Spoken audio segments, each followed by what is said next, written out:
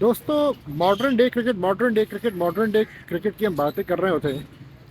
Basically modern day cricket है क्या, किस भला का नाम है?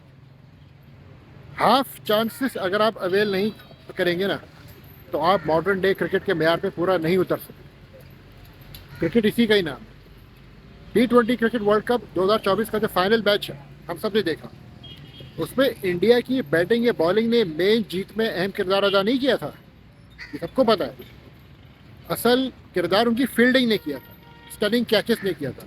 एक कैच जो हैंड्रिश क्लासन का लिया था अक्षर पटेल ने, ज़बरदस्त कैच किया था उछल के बाउंड्री लाइन पर। और दूसरा लास्ट ओवर पे डेविड मिलर का सूर्य कुमार यादव ने, जो उनकी एक्रोबैटिक फील्डिंग, उसकी बदौलत इंडिया T20 वर्ल्ड कप 2024 जीतने में कामयाब हुआ था। तो बात करते हैं ना मॉडर्न डे क्रिकेट की। Basically half chance, how to avail the half chance. You have to avail the half chances if you want to win the match against the top opponents।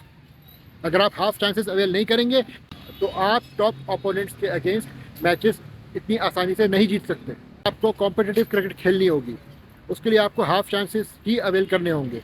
हमारी टीम के साथ मसला है कि physical fitness इतनी extra ordinary है नहीं, तो जिसकी वजह से ये हाफ चांसेस अवेल नहीं कर पाते हैं। अगर हम बात करें, अभी जो आजकल बात चल रही है यार कि पाकिस्तान कहाँ खड़ा है, पाकिस्तान चैम्पियंस ट्रॉफी के लिए वाकई तैयार है कि नहीं है।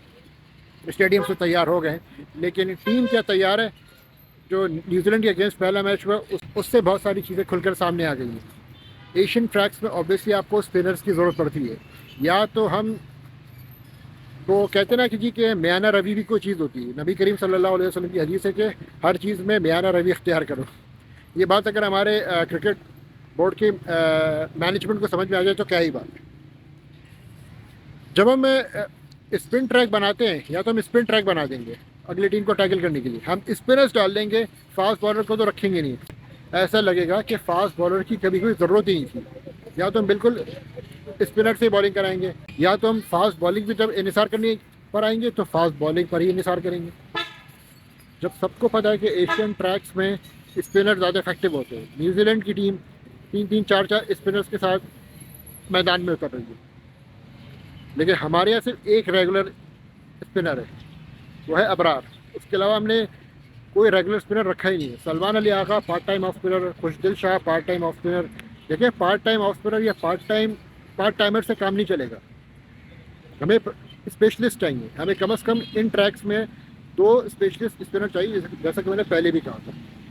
तो जब तक 2 स्पेशलिस्ट स्पिनर्स मैदान में नहीं उतारेंगे 2 फास्ट बॉलर्स के साथ, तो हम फिर कामयाब नहीं हो सकते।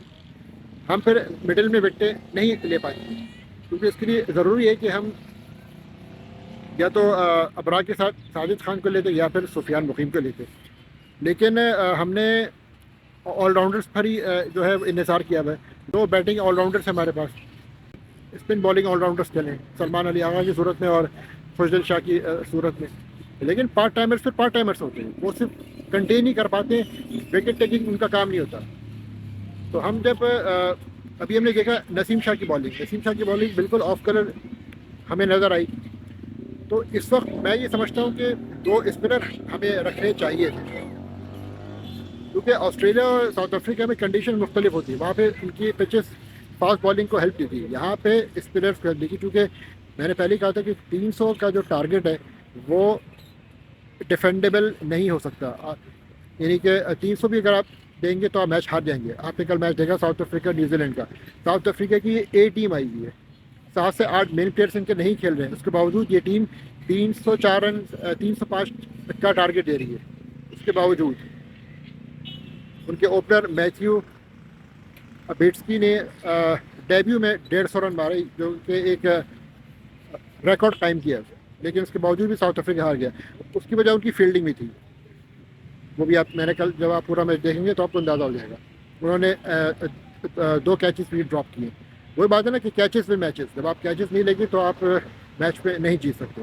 फील्डिंग मैं कह रहा हूँ सबसे ज़्यादा इंपॉर्टेंट होती है। जो हम बात करते हैं मॉडर्न डे क्रिकेट की, तो उसमें वही बात है, you have to avail the half chances. Half chances आपने लेने होंगे। नहीं लेंगे आप हाफ चांसेस तो आप किसी भी बड़ी टीम को नहीं हरा सकते। मैं तो कहूँगा पाकिस्तान टीम के लिए इस वक्त ये स्ट्रेटजी होनी चाहिए कि 2 स्पेशलिस्ट स्पिनर के साथ जाए, 2 फास्ट बॉलर और 2 स्पेशल स्पिनर्स। तो इस तरह से आप ये बॉलिंग 4 बॉलर्स का कॉम्बिनेशन बना सकते हैं। और फिर अगर आपके पास खुशदिल शाह आ जाते हैं, सलमान अली आगा, या अगर आप लेट सपोज फ़हीम अशरफ को भी आप ले लेते हैं फास्ट बॉलिंग ऑलराउंडर, लेकिन क्योंकि नौबत पड़ेगी नहीं, क्योंकि इन एशियन ट्रैक्स में स्पिनर से ही आप अगली टीम को फंसा सकते हैं, फास्ट बॉलिंग से नहीं आप फंसा सकते, क्योंकि फास्ट बॉलिंग आपकी इतनी इफेक्टिव मुझे नज़र नहीं आ रही। तो अगर आप यहाँ पे 2 स्पेशलिस्ट स्पिनर को लेके जाएंगे तो ही बात बन पाएगी। लेकिन वही बात है, अगर आप इंतजार कर रहे हैं कि खुशदिल शाह और सलमान अली आगा विकेट ले लेंगे, सलमान अली आगा ले तो लेंगे, विकेट ले भी लेते हैं, ज़रूरी कभी लें और कभी वो ना भी लें। तो लेकिन वही बात है कि अगर एक स्पेशल स्पिनर अगर पिट गया तो कम से कम दूसरे स्पेशलिस्ट स्पिनर का होना ज़रूरी है, ताकि वो उसको कवर अप कर सके।